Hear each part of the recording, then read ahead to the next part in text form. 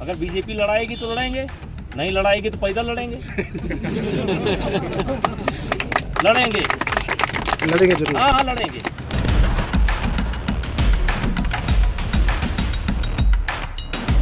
अगर बीजेपी लड़ाएगी तो बहुत बहुत धन्यवाद, और नहीं लड़ाएगी तो पैदल लड़ जाएंगे।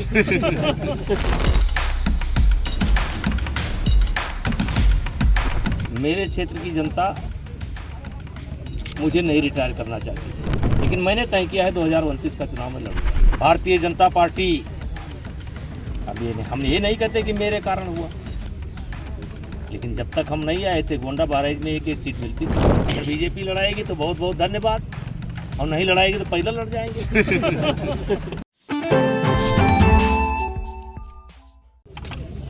पस्का में दिग्विजय सिंह जो भारतीय जनता पार्टी का कार्यकर्ता है, इनके यहाँ शादी में आए हुए हैं। दिग्विजय सिंह का परिचय ये है कि पंडित अटल बिहारी वाजपेयी जब गोंडा में बैलगाड़ी से चलते थे, उस समय हमारे गोंडा जनपद का माहौल भी जनसंघ के लिए अच्छा नहीं था। तब जनसंघ हुआ करता था। उस समय एज ए बॉडीगार्ड और एज ए दोस्त के रूप में 24 घंटे अटल जी के साथ बने रहते थे। आज उन्हीं की नातिन का ब्याह है और मैं अपना आशीर्वाद देने के लिए आया। एक पोस्टर आपने अपने फेसबुक अकाउंट से वायरल किया है, इशारा कर रहे थे, क्या पोस्टर था वो? कैसे? देखिए, 1 जनवरी से लेकर 8 जनवरी तक एक कथा का आयोजन नंदनी नगर में किया गया है। जो कथा कहेंगे वो सदगुरु रितेश्वर महाराज जी कथा को कहेंगे। कथा का विषय है युवा, राष्ट्र और सनातन, जिसमें पूरे देश के लोगों की भागीदारी होनी है। एक आपका वीडियो वायरल हो रहा है, आपने कहा कि 27 में हम चुनाव, 29 में चुनाव जरूर लड़ेंगे, 27 में लड़ेंगे, 29 में जरूर लड़ेंगे, कोई रोक नहीं पाएगा।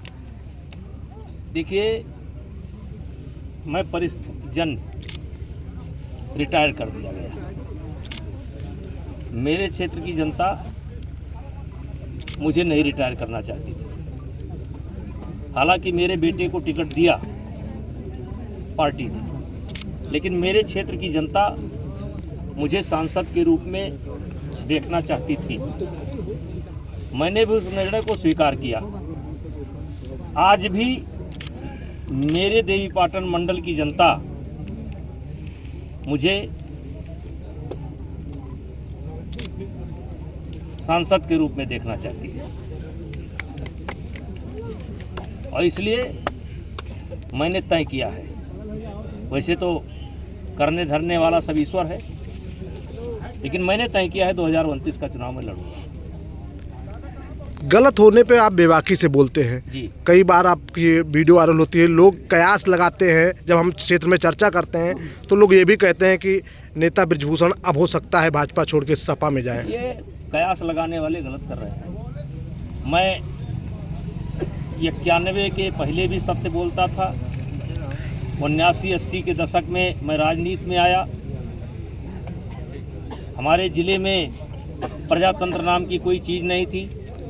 कम से कम आधा ज़िला गुलाम था किसी का, उसको मैंने ब्रेक किया, तोड़ा, और उस समय भी सत्य बोलता था। और सत्य बोलना कोई गुनाह नहीं है, और इसलिए कोई मतलब नहीं निकालना चाहिए। मैंने 89 में भारतीय जनता पार्टी ज्वाइन किया था, और 9 में मुझे छोड़ना पड़ा था। वो भी सब आप लोग जानते हैं, क्योंकि विस्तार से बताने की आवश्यकता नहीं है।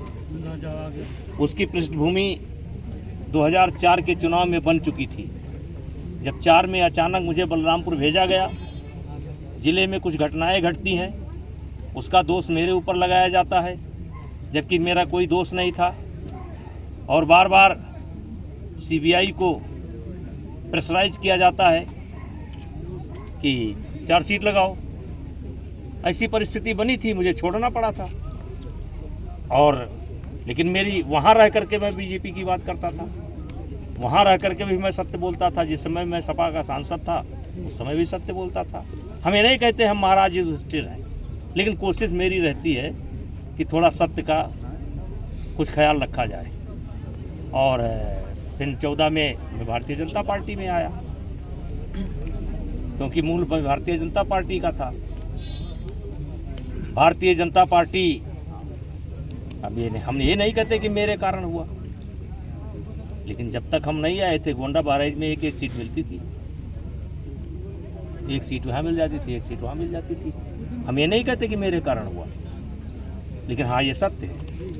और एक बार छोड़ा था तब भी एक चुनाव हुआ था तो 17 सीट समाजवादी पार्टी को गई थी। हाँ भी ये भी सत्य है। और 17 में जब आया तो 18 इधर आई, ये भी सत्य है। अब कौन सा सत्य तो माना ये जाए, क्या, कौन सा सत्य ना माना जाए? ये क्या किसी को मैसेज है? अब जो आपको लगाना हो लगा लीजिए। तो 29 में आप क्या बीजेपी से ही लड़ेंगे क्या?